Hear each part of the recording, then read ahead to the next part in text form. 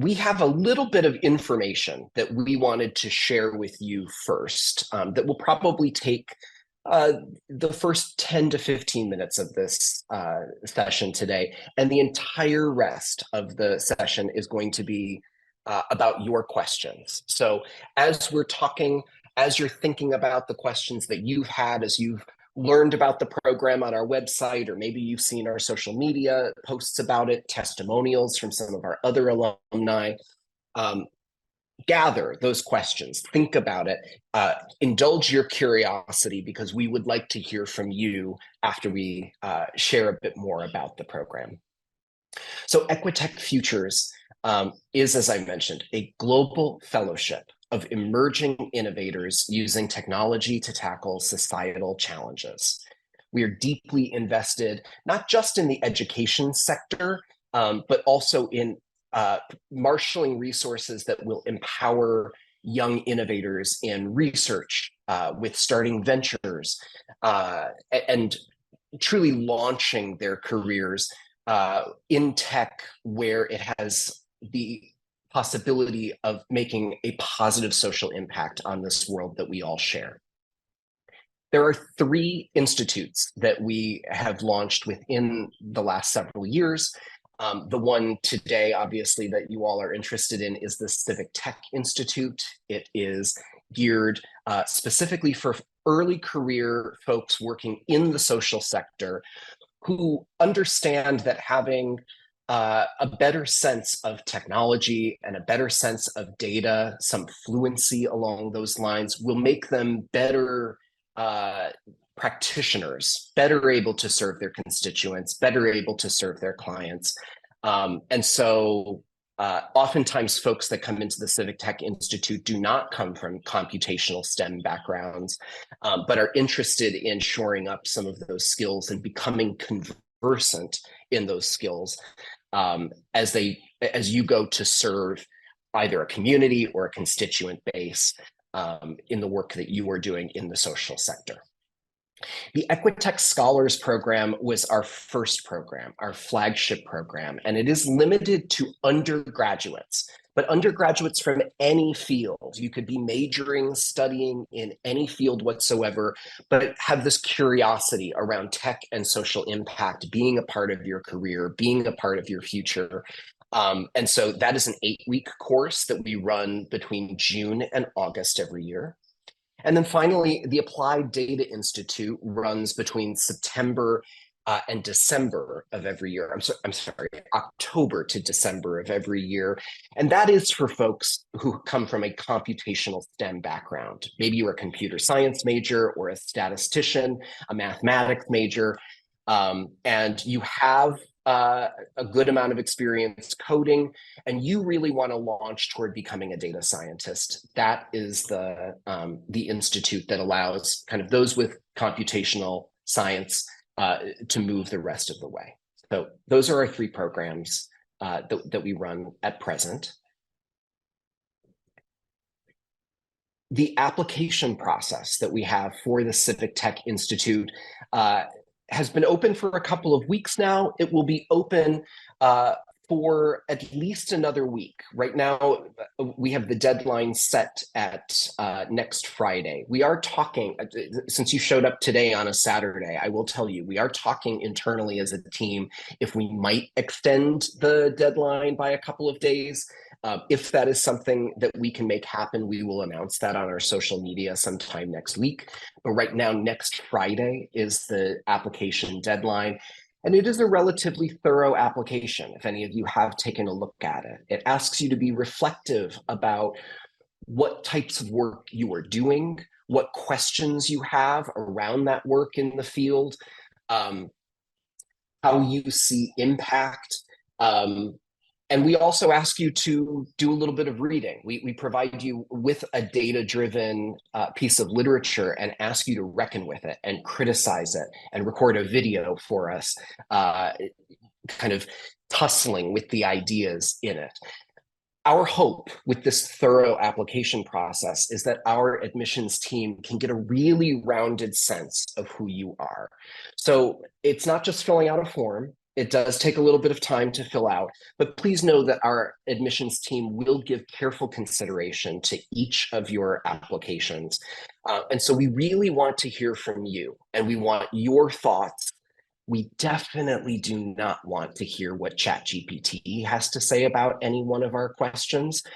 So do internalize and think about what how any of our questions wind up fitting with where you are in your career, and answer honestly. And that picture of wherever you are is going to be the most authentic, strongest application that you can give. From the application, there are a couple of weeks where we review all of the applications submitted. Last year, we had a couple hundred applications submitted for the Civic Tech Institute, and we will narrow that application field down to about a top 50. Those top 50 applicants will be invited for I would say one-on-one interviews, but you'll meet with multiple members of our faculty, but just you and the faculty in a 20-minute interview where we will ask you questions about your application, try to get to know you a little bit better about how the Civic Tech Institute really would fit into and provide a launching point for you in the stage of career that you're in right now. And from the 50 interviews that we hold, we aim to recruit a class of 25 students.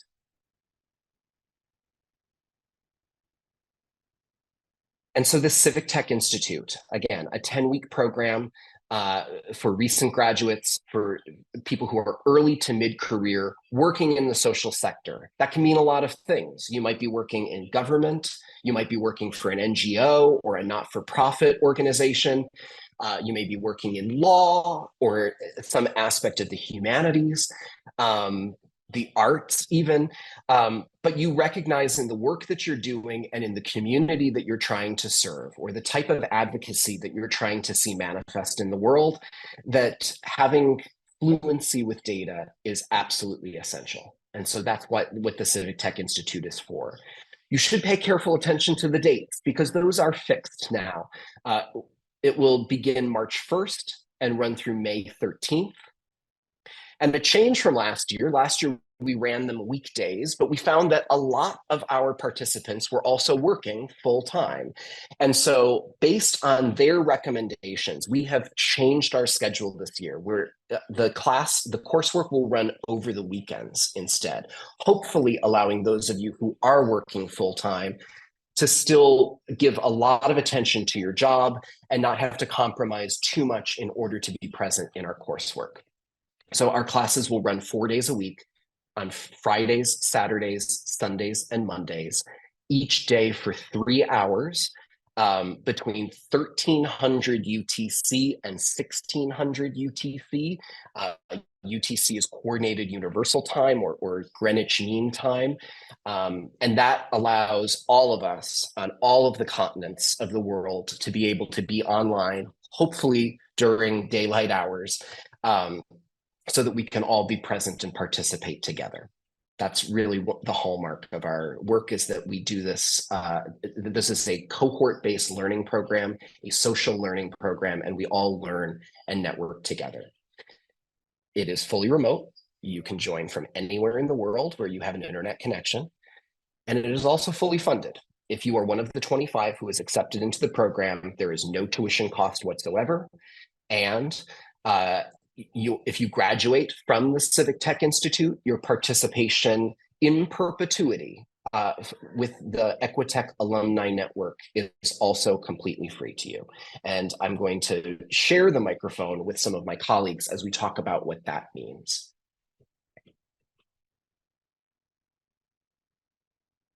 I believe one of my colleagues was going to lead through the curriculum, or at least some of the curricular classes. And right now I'm forgetting which one of you that was. I'm hoping you're going to unmute and remind me. Hi, Thomas.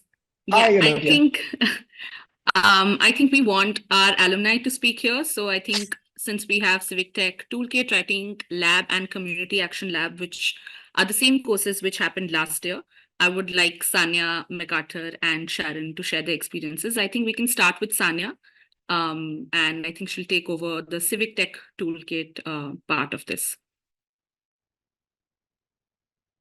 Thanks, Anodya. So, Civic Tech data part, which is primarily one of the course of the four others. I think, as Thomas mentioned, that last time when we had this cohort going on, we used to have the classes from Monday to Friday, and I think that's a huge advantage. Which, as a new cohort, you're going to get that things have now moved on to the weekend part, much easier for you to manage with work. So I'll quickly share my experience with Civic Tech Institute. I think I will be sharing it as someone who was a newcomer into the development space when I joined Civic Tech Institute. And now I feel that Civic Tech Institute has given me that practical knowledge to apply on ground. Um, when I was a part of Civic Tech Institute, I was immersed on ground work, and there I was struggling a lot to integrate the existing technology solutions with the practical challenges we were facing on ground with communities, right? And the disconnect between the theoretical knowledge, which I was constantly trying to acquire through upskilling, through multiple courses or readings or literatures, it was a huge puzzle for me to understand that how do I actually translate that theoretical knowledge into tangible solutions for the societal issues I was seeing around. It was extremely incomprehensible for me to understand that how something like machine learning or artificial intelligence can be applied on ground where data literacy is extremely low with my end beneficiaries. What really stood out for me in terms of Civic Tech Institute was that it recognizes you as a data architect, right? It helps you build that approach, a practical approach, starting from the most fundamental question, right? Even the most fundamental societal issue you are seeing around you may be as simple as that why the high number of teaching hours are not translating into good academic records of the students, right? As simple as that. So Civic Tech helped me build that broader toolkit, right? Which is extremely required to utilize the existing data tools out in the space to tackle with the real world problems. And more critically, what really helped me out was to identify the limitations and risks associated with these technologies and understand that how data plays a role as an interface between people, policy, and the data part, right? The curriculum was basically, I remember we used to have classes on weekly basis, and we were equipped with a very comprehensive understanding of, maybe let's suppose understand it from a perspective that how measurement plays a central role in maybe solving a public policy problem, right? What are the positive and problematic use cases of AI? Or how do we gain insight into when to apply a predictive versus causal tools to address a specific challenge, right? So ultimately, I think the ultimate goal of Civic Tech was to prepare us and develop the research projects, or maybe elaborate into any one of the problems we face at work, right? I'll quickly share a very recent example from my work only, and I'll maybe help you understand that how Civic Tech helped me or nurtured me to reach that platform. So presently, in one of the public healthcare space, we are working on a project where we want to address the problem of screening and diagnosis of tuberculosis, right? And especially in a country like India, where the TB mortality is extremely high, the contribution to global death by India is extremely high. We were faced with multiple challenges, right? There was no accessibility for people to reach the hospitals or dispensaries. People were not equipped with the right knowledge. The huge, large traditional X-ray machines could not be taken anywhere. And we needed a doctor or a medical professor or a medical officer all the time on duty to detect whether the patient is suffering from tuberculosis or not. So what we did here is, nevertheless, I never thought that a technology like AI can solve for this problem, which seemed extremely complex and almost insolvable at that point in time, was to integrate AI technology into a handle X-ray machine. And this handle X-ray machine is the size of a mobile phone. You can take it to any point, to any remote area inside of communities and screen the beneficiary there. And now this AI is replacing doctors, healthcare professionals. And when I say replacing, does not mean replacing in the health infrastructure as a whole, but replacing the requirements, which is extremely scarce and very limited in a country like India. So I think when I'm now working on this project, things have extremely changed for me. I understand what an algorithm means. I understand predictive versus causal effects of AI. I understand the limitations of AI. Yeah, that's how my experience has been with Civic Tech. And I think my friends will take you through the other electives, and then maybe by the end you can integrate how these four different pieces fall together and solve a missing puzzle for you all. Thanks so much, Sonia. That I really appreciated also getting to hear kind of some of the trajectory that you've had beyond the CTI and moving into the work that you're doing in public health too now. So yes, that speaks a lot to our Civic Tech Toolkit course. There are two other courses, the Writing Lab, or there's three other courses, the Writing Lab, the Community Action Lab, and our Law and Tech Clinic. And I'll say that the Law and Tech Clinic is actually a brand new course. We did not have that in our first institute, but based on some of the feedback that we've gotten, we found that whether you are a lawyer or not, working in policy or not, having cognition, having knowledge around how the law, how policy in different countries and different regions all over the world winds up impacting the possibility of you being able to achieve scale, being able to achieve impact in the work that you want to do is really important. And so we have a new faculty member that is coming in this year who is a lawyer based in London. Most recently had been a fellow with the Supreme Court of Namibia in Southern Africa. And will be teaching, her name is Anupriya Donchak, and she will be teaching the Law and Tech Clinic about the many intersections around how things like privacy and kind of other policy barriers can thwart our ability to achieve that kind of impact. MacArthur, Sharon, did you want to speak about either of the other courses? Yeah, I did. Go for Okay, it, so then. so I will speak about the writing lab first. Sorry, like I said, I can't turn on my video, but I work as a writer. A lot of my work is in writing. So when I came into this, you know, when you come into a course and you think, yeah, I know it all, I'm good. I know this stuff. I'm just gonna walk through. I remember when we were asked at first that what is your favorite what do you want to be doing here? I opted for public health and the writing lab. I was like, man, these are my favorite because I thought I knew them, right?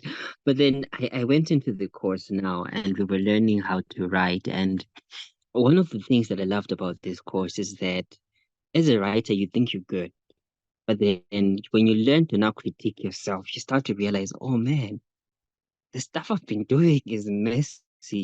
And you start to learn new skills. We learned how to understand the basic principles of argumentative writing, because let's say that in the civic space, a lot of our work is in advocacy, which means that we have to critique ideas, we have to critique practices, and we have to convince people to support our visions. And we need to be able to write argumentatively, but then also do it in a way that, does not alienate people, does not accuse anybody of anything, but kind of brings people together and communicates our vision. We have to learn how to move between ideas, because as we're communicating in writing, it's very crucial, because you'll notice that when you're writing stuff, it's usually tone deaf. You can't like use your facial expressions and whatnot to explain what you mean, so that people understand, okay, now he's playing, now he's serious, now he's neutral. You can do that. So you have to watch what you say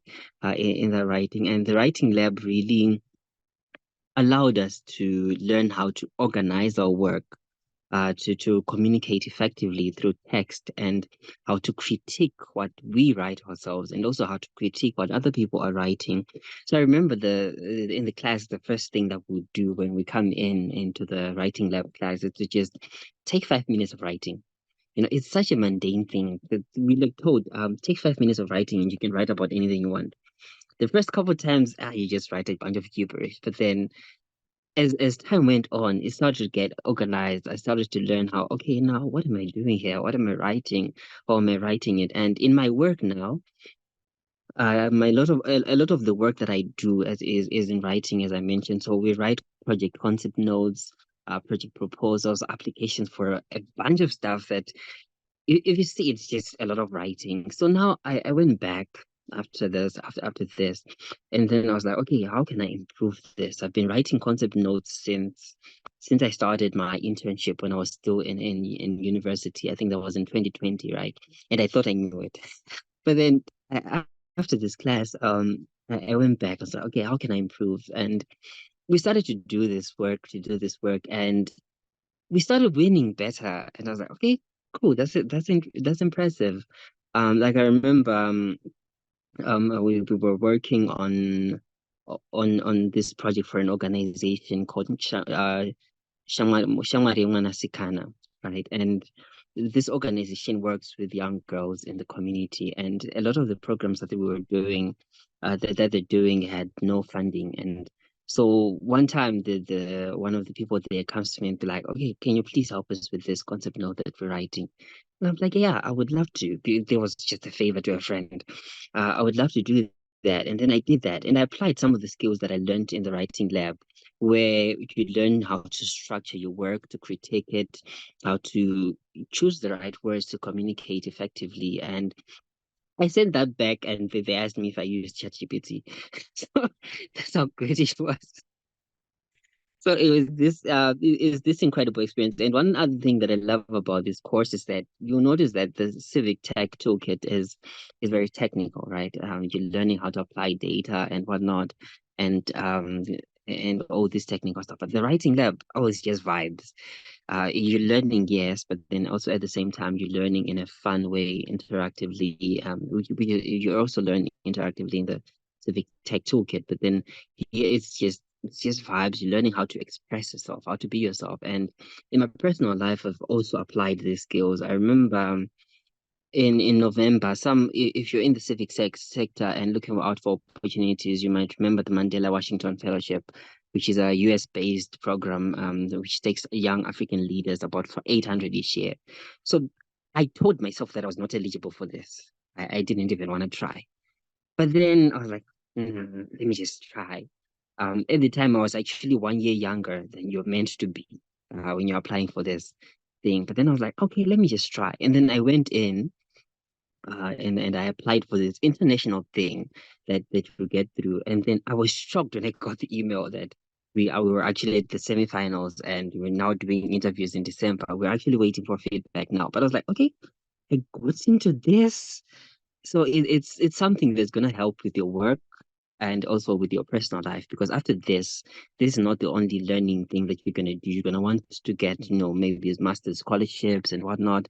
And this is a space that's gonna help you to do that. Thank you. I think I've spoken a lot. But it's a really worthwhile testimonial, MacArthur, and I appreciate the specificity with which you've been able to tie some of what you've learned and your experiences in that class to what you've done since. So congratulations as well on making it along the way of that fellowship.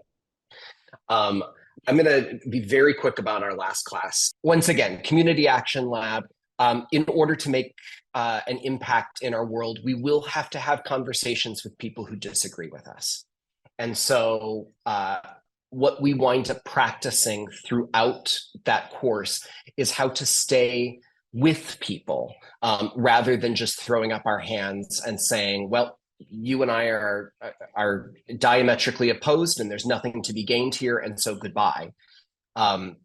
There are many ways that we can keep a conversation going, that we can find common ground, that we can make forward progress together.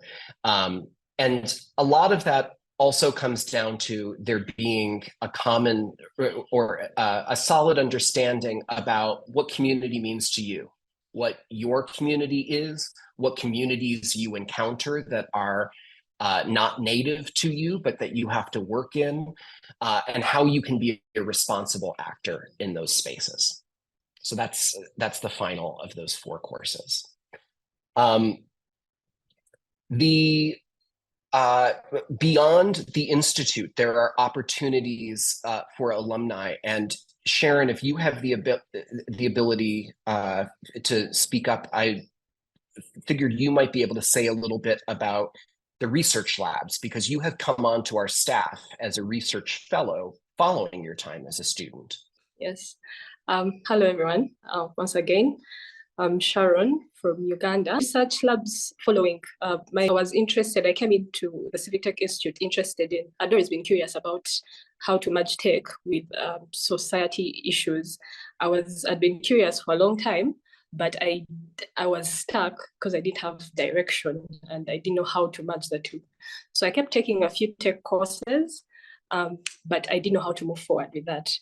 And so after and through the Civic Tech Institute, I was able to work with one of the faculty members who had my passion and what I was interested in doing. I'm interested in doing mental health, in advocating for mental health. And so I was wondering, how do I get data that could help bring awareness to mental health in Uganda? And I was stuck at that point. And through the Civic Tech Institute, I was able to see that there are very many resources and tools that I can access that will be able to help me have a starting point as I grow in this career path.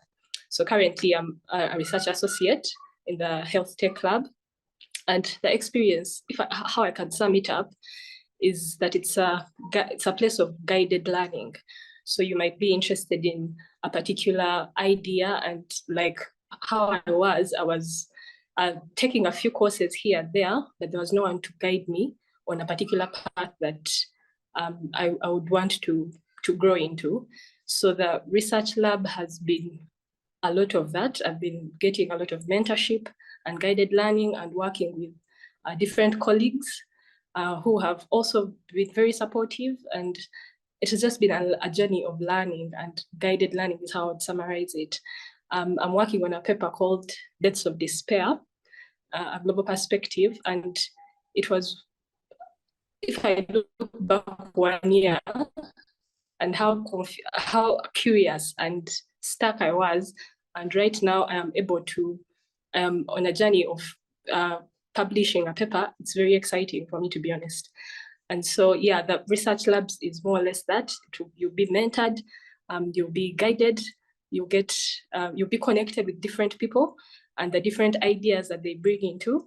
Like for my paper, I'm not good at economics, but I've been working with a colleague who is good in that area, and I've been able to see how different ideas can come to supplement my area of interest, or what I'm very passionate about.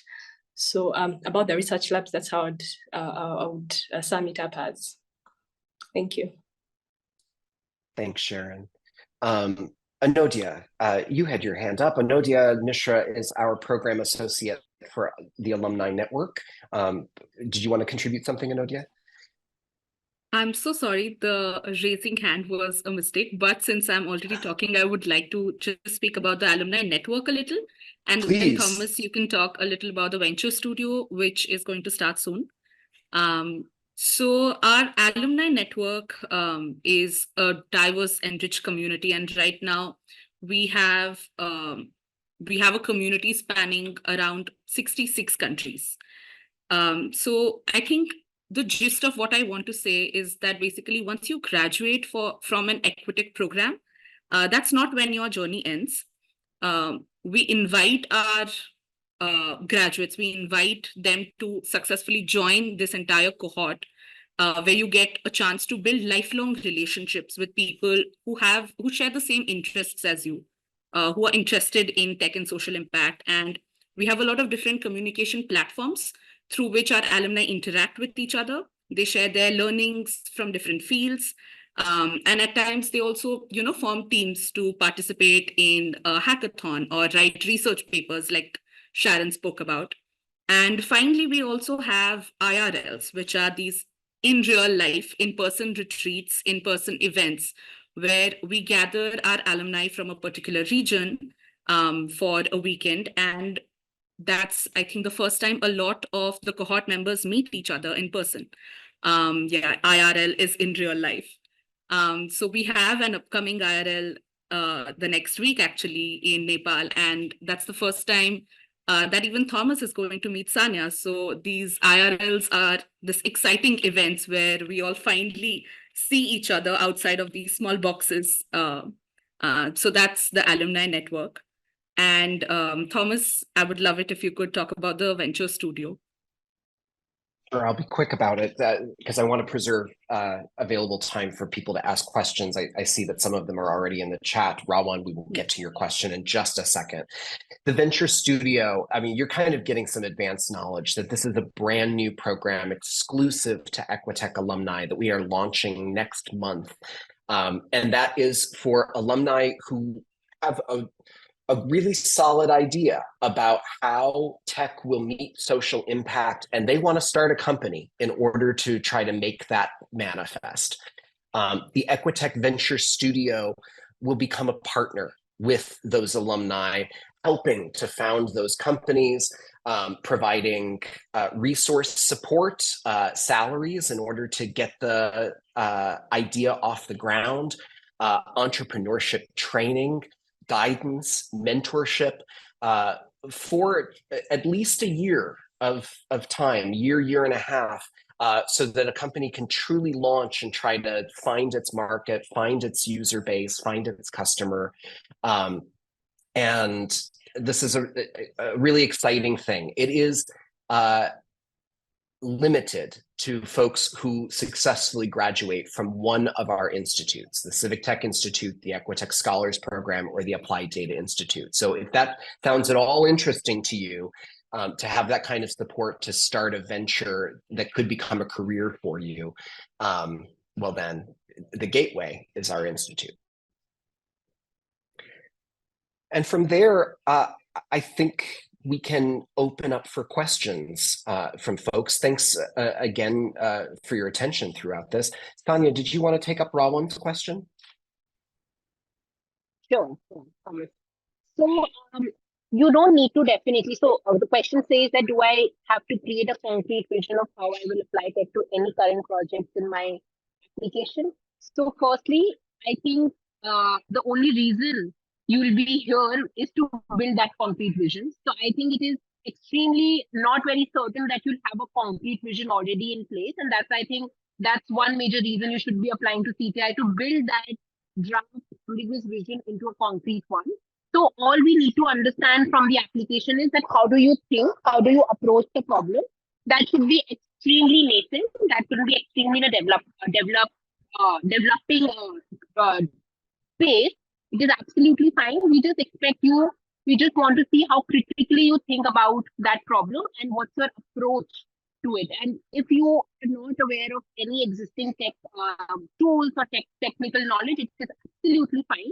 We just want to understand that do you have that space of understanding?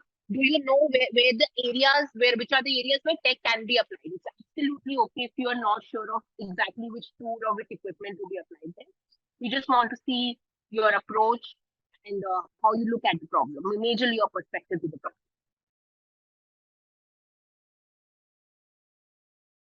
Thanks, Sanya. And great. I'm glad that answered your question, Rawan. Thank you for jumping in and asking it. Keshav Chowdhury has also asked a question. Can a student enrolled in an integrated law course make an application for the CTI? I want to pass this one to another one of my colleagues on the call. Ayushi Aishwarya is our program associate in charge of each of our institutes. Some of you, if you've had any communication, asked questions about the course thus far, you've probably gotten an email from Ayushi. So here she is on the call, and I'm going to let her answer that question.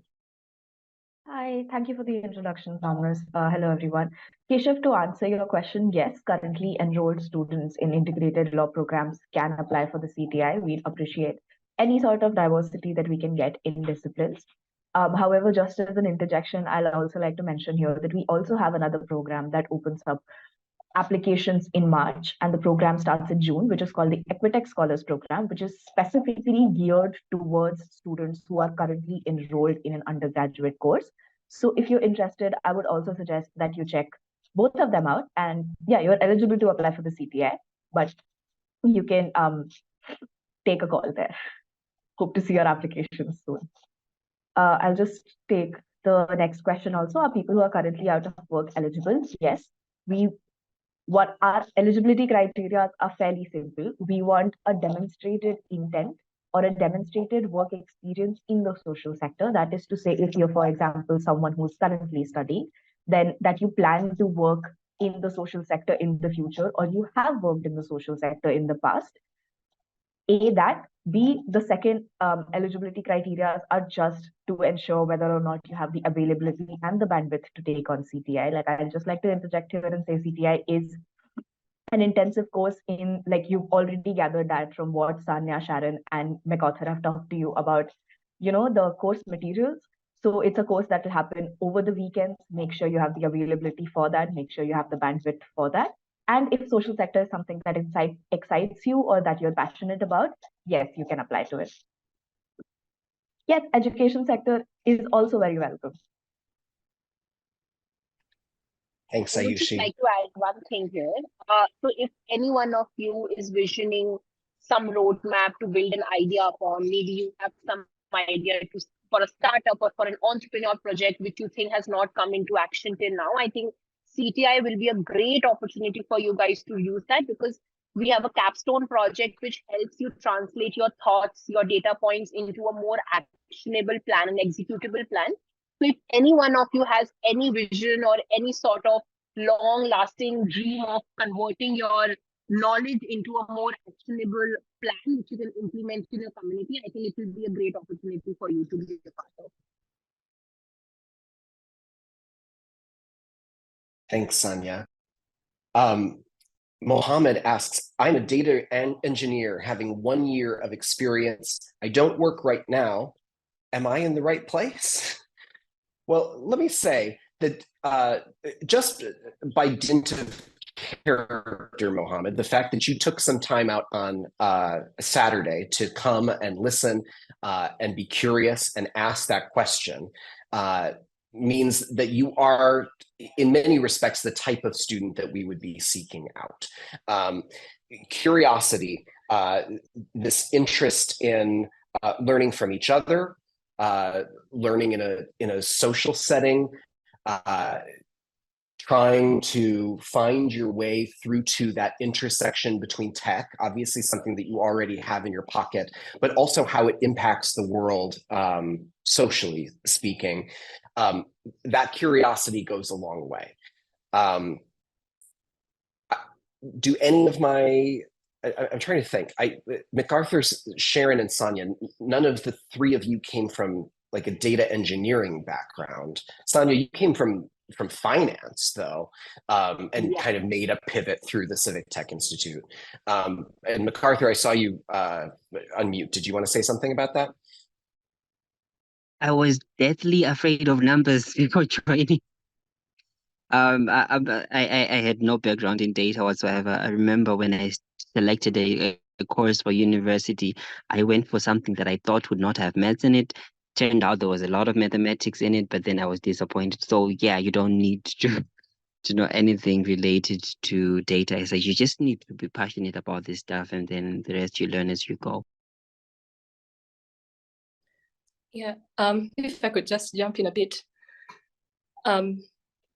For people who are having a tech background, I think it would be very helpful, because sometimes, again, you're stuck with this, you have the skills, you don't know how to apply them or how they would make a social impact in your area, in whatever area you're in. So being around a group of people who are thinking, who are having different ideas, could help you also generate your own ideas and see different ways and places in which you could apply your skills better. So I think a person with a tech background, it would be a good place, because you have, again, like Thomas has said, you have the skills in your pocket, but maybe now it's idea generation. What are you looking at? How could you apply them better? How could you utilize them better in different sectors, is what I would say. We have just got a question. Yeah, if you want to go ahead. Yeah, just as an end note to just as an end note to Mohammad's question, yes, you're absolutely in the right place. Like, I'll second what everyone else has said. But also, if you're specifically looking for data-intensive programs, I will also suggest that you check out the Applied Data Institute and see what feels like a better fit for you. We will welcome applications from you for the CTI and the ADI both. But in case you want to have a look at a more data-intensive program that suits your background better, you can also check that out.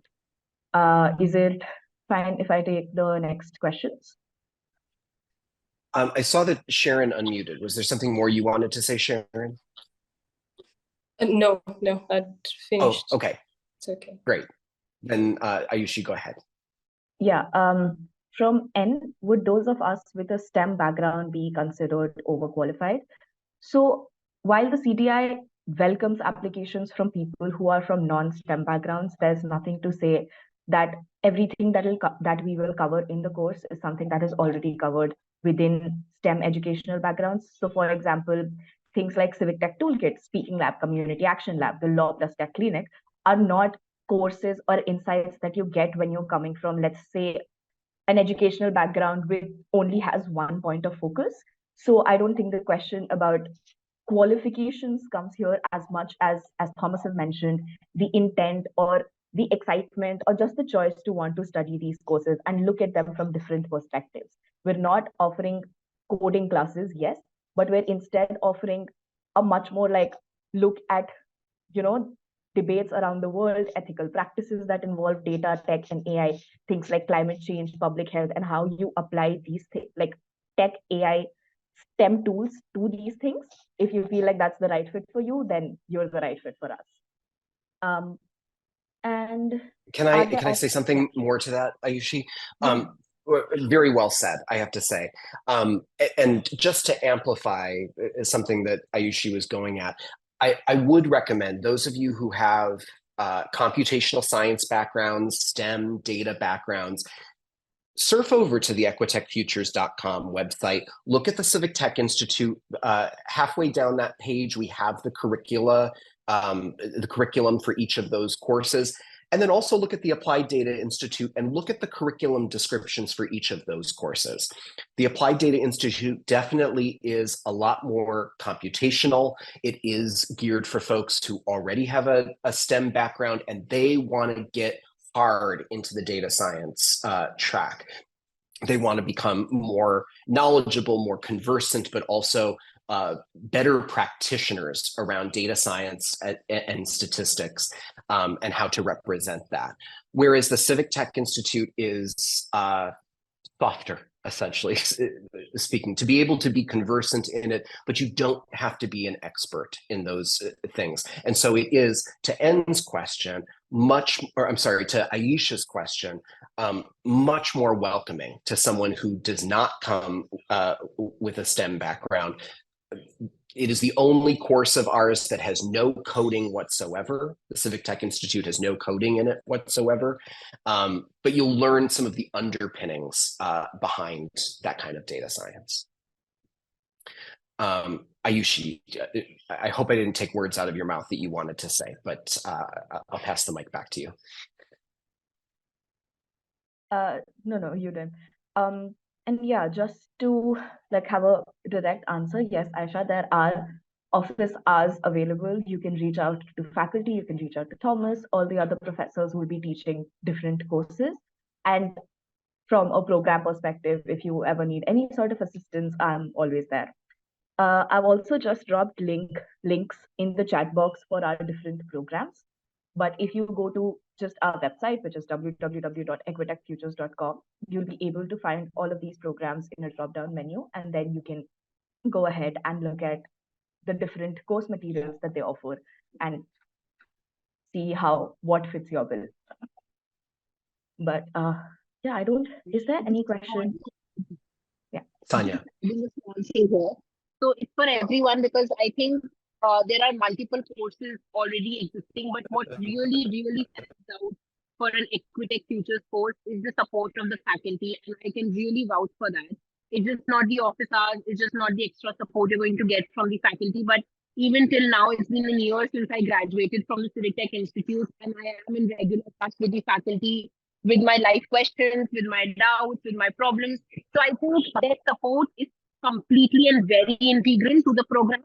And while you're working on your capstone on your project, you also get one-on-one sessions with the faculty where you can very openly discuss what you're thinking, how to approach the problem, what to do next. So I think it's a long-lasting relationship you build with these faculties and these professors throughout, even when the course is over. So I think that's a huge important point to consider when you apply for this program. Thanks, Sonia. Ronnie asks a good question about the timing for the classes. I'm looking up at Ayushi and I'm seeing her typing, and I'm guessing you're already responding to it. Yes, you are. I knew it. Go ahead and head over to Google to do a translation between what those times are in coordinated universal time versus your time zone. Very generally speaking, courses are evenings across Asia, afternoons across Europe and Africa, and in the mornings in the Americas. There's a question that hasn't been asked yet, but I want to kind of put the alumni on the spot about this, and it has to do with the rigor of the course, because this is something we hear from students time and again. Oh, well, I was signing up for, a course that meets 3 hours a day, 4 days a week. No problem, I can fit that in. And yet, why is the website saying I need to allocate 20 hours a week for this? MacArthur, Sharon, Sonia, do you want to speak at all to what your experience was with how rigorous the coursework was, or what the expectations were in terms of kind of working with the content in between classes so that you felt like you had it in order to move forward?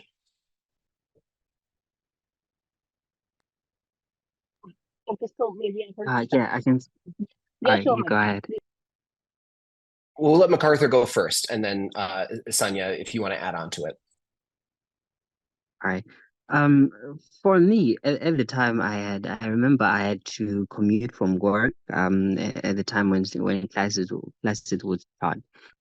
Because we were doing classes during the weekday, so I had to commute from work and then get home, get to a safe place, sorry, to a safe place, and then get into the classes. So it was, to be honest, it was a bit taxing. But then I'm really glad that now it has been shifted to the weekend, because during the weekend you'll be more relaxed, you have more free time, coming back from work tired and then getting into the class. As for the assignments, to be honest, there's a lot of work that forces you to think. And what I loved about it, though, was that it forced me to think about myself. I remember these exercises during the community action lab classes where you would be forced to think about the community within you, the community you encounter, and all that. So there was a lot of reflection going on, and the work was very practical, because you're not just going into the cramming a bunch of notes and then pass some exam and whatnot. You're learning practical skills that you're going to be deploying in your community.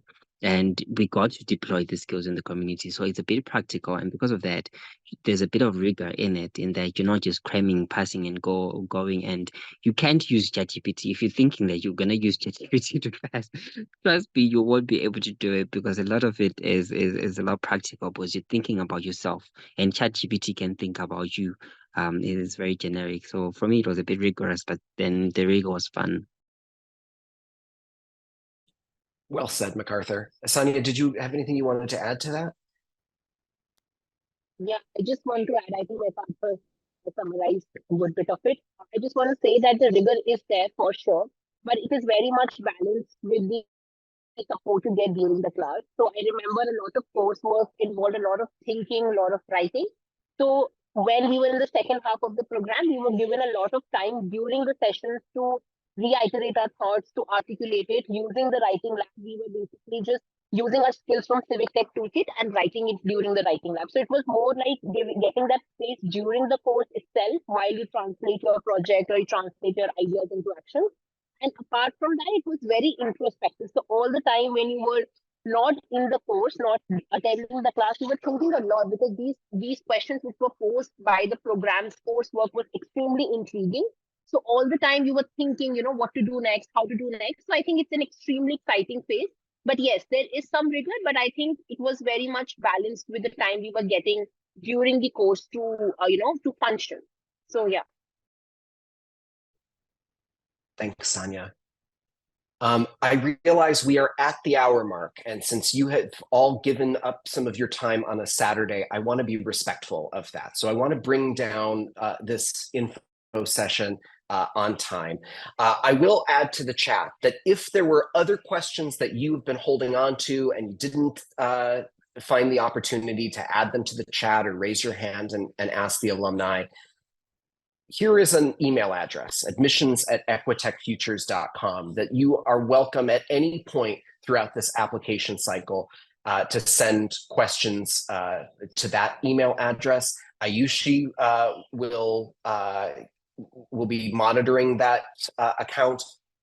And if you have a question where you specifically want an alum's perspective, you can ask for that. And Ayushi and Anodia can put their heads together to find an alum, either one of these three who volunteered their time today, or another member of our cohort from last year who'd be able to speak to and answer your question.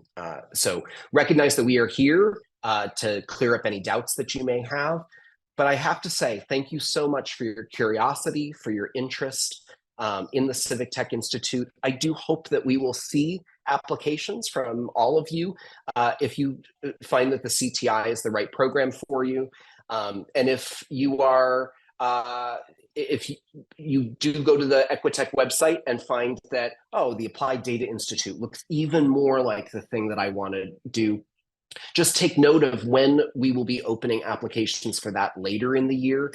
And we would welcome applications for any of our programs that you would be eligible for. I'll point out Ninad has also connected you to our resources on Instagram, on LinkedIn. We post a lot of our bios of alumni and the great work that they're doing, excerpts from our alumni network and our coursework up there as well. I would also just like to add that we recently announced our alumni ambassadors, especially for the CTI program. So if you go to our LinkedIn page, you can also find them and the links to their LinkedIn profiles. And they are available if you want to ask them any questions regarding the CTI program. So yeah. Thank you. Wonderful.